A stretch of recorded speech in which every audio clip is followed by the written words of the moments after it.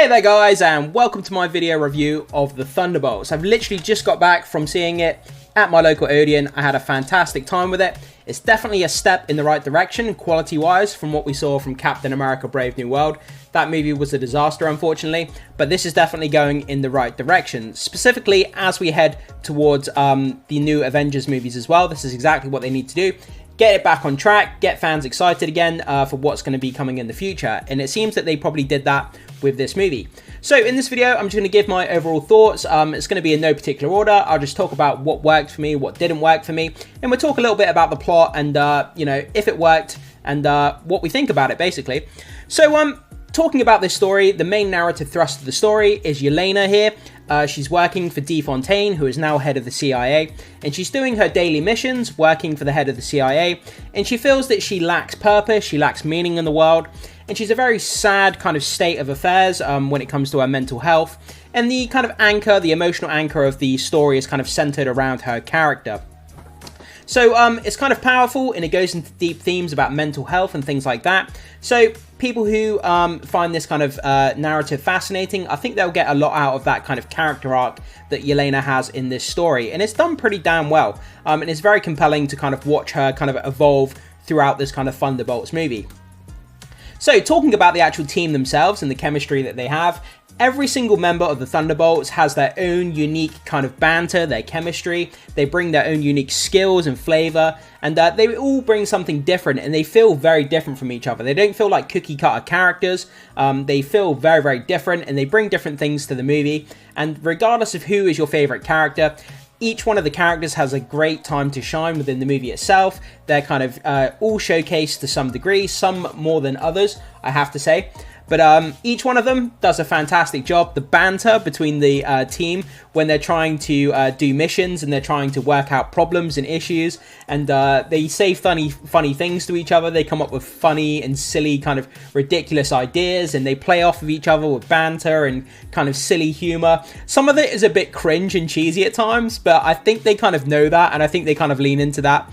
But yeah, I think each of the characters are really fantastic, and they all do a great job shining in this movie. My favorite character is US Agent. In this movie, he comes off as like one of these kind of college teen douchebag kind of characters that you see in like slasher films. He just says stupid things and like, but he comes off in a douchebag kind of cringe way, but it's really, really funny, and I kind of love the guy, and I think he's just hilarious. But yeah, that's kind of the team chemistry. So I thought the chemistry on screen worked really, really well, and I was really kind of satisfied with the chemistry in the team, which is the one thing that had to work. Otherwise, this kind of Thunderbolts movie would just fall apart.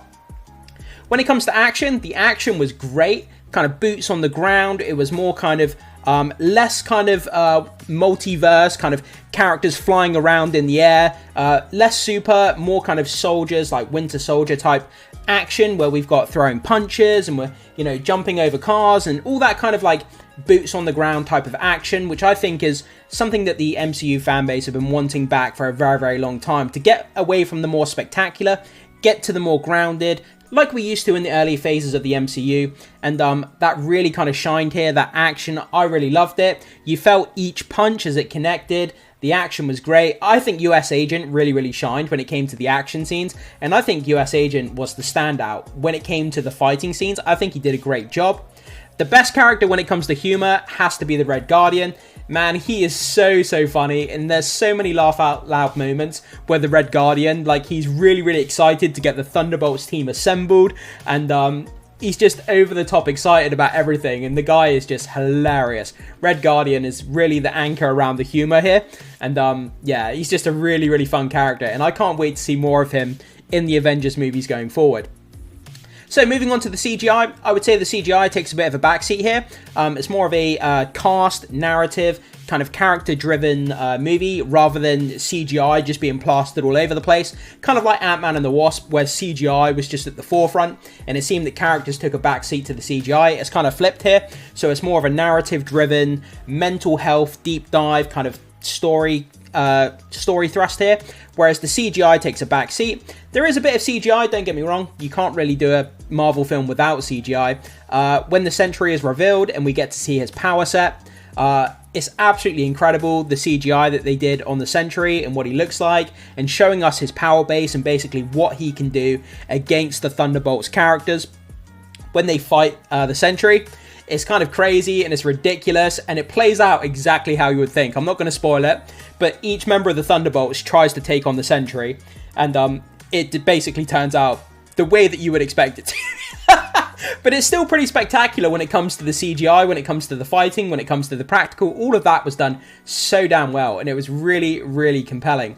And also, I want to say the title Thunderbolts with the hashtag, with the asterisk, sorry, the asterisk has a really important meaning, and the asterisk is fully explained by the time you get to the end of the movie, and how important it's been basically in the marketing, alluding to a mysterious kind of title change type of thing there. But yeah, also there's two after credit scenes here. There's a mid credit scene, which is, in my opinion, pointless throwaway. I don't even know why they bothered to make it. It doesn't even make sense for it to be there. Then you have the final after credit scene. Make sure you stay until the very, very end when all of the credits have rolled. It's a really important after credit scene. Like I said, I'm not going to give anything away. No spoilers here. But you're going to want to make sure you stay for that after credit scene. Very, very important. Very exciting to see what it sets up next going forward in the MCU as we get closer to the next Avengers movies. So I think we've pretty much covered a lot of the stuff here. So we've got the team chemistry that was great. Yelena and her kind of mental health is kind of explored here, and she goes for a great character arc dealing with her mental health, her loneliness, emptiness, and how she kind of finds meaning within the Thunderbolts team as she kind of goes through the story, which is fantastic. The actual Thunderbolts characters all have time to shine independently, which is fantastic. And the banter and the chemistry and the humor is just on point, anchored by Red Guardian. And yeah, the Sentry, man, he looks great. Lewis Pullman as the Sentry was great casting. He looks fantastic in the costume. His power set looks scary as hell, and I can't wait to see him in action going forward. Dealing with the Sentry's kind of mental state and how he has to fight against his darker nature as the Void. That's a pretty compelling story. It doesn't really work for me. I'm not really a person who likes to have mental health explored in my entertainment. That's something I like to leave to the real world, and I like to try and escape that kind of mental health kind of stuff. I don't really like that in my entertainment that much, so it didn't really fulfill me on that kind of point. But I understand people who do find that kind of story topic fascinating. That's going to work more for them. It's not a case of it was done badly or it was told badly, but for me, it's not something I really like in my entertainment. But I think people will find that very, very interesting, dealing with the mental state of the Sentry and dealing with the mental state of the other characters as well. Diving deep into their past and kind of reliving some of their bad memories of each of the Thunderbolts characters and how they kind of deal with the mental stress and, you know, how they deal with being a bad person and bad things that they've done. That's really kind of compelling to a point. And I think a lot of people will resonate with that going forward further into the MCU. So that's pretty much some of my thoughts I have there, guys. I mean, there's a lot of other story things, but I don't want to give too much away in spoilers. The chemistry of the team is great. Yelena is great, anchoring this movie around her mental health. And pretty much everything that we've covered there, guys. I really enjoyed this movie. Like I say, the mental health aspect didn't necessarily work for me, but that's just a personal preference, not because it was done badly itself. Definitely a step up in quality from the last MCU Captain America movie. So I think they're going in the right direction here. But there is some part of me here as well, before I finish off this review, that kind of feels like it's one of those movies like we have to get through it because it's setting up what's coming next. It feels like just a movie that's just there to set up what's coming next. In years to come, when we look back at this movie as a standalone movie by itself, quality-wise, when it comes to the story, I don't know if it's going to hold up as a single film by itself. It feels like it's a movie that's there just to set up what's coming next. I don't know if I'm the only person who's picked up on that, or I'm the only person who feels like that. Maybe some of you guys have felt like that as well. It's not to say it's a bad movie, but when you single it out in years to come, is it going to stand up by itself when it comes to the story? I'm not sure it is. If you remove all the other MCU films that surround the Thunderbolts, I'm not sure. But we'll have to wait and see in a few years' time when we do look back on this movie. But that's just some of my general thoughts there, guys. I've probably left some stuff out. If I have, If you have any thoughts about anything that I have left out that you feel is important, jump down into the comment section and let me know if there is anything that you want to discuss that I may have left out. That's just my general thoughts about the movie. I'm pretty much impressed. There's not much I didn't like here, and I think they did a fantastic job with this movie. My rating for this movie, when it comes to MCU movies, I would give this a 7 out of 10. So 5 being average, 10 being the best it can possibly be. For me, it's a 7. That's just because the mental health aspect of the storytelling isn't my personal preference, not because the movie's bad. So it's definitely above average. It's not the best Marvel film I've ever seen. It's not the worst. It's above average, but it's kind of around that 7.5 kind of range for me.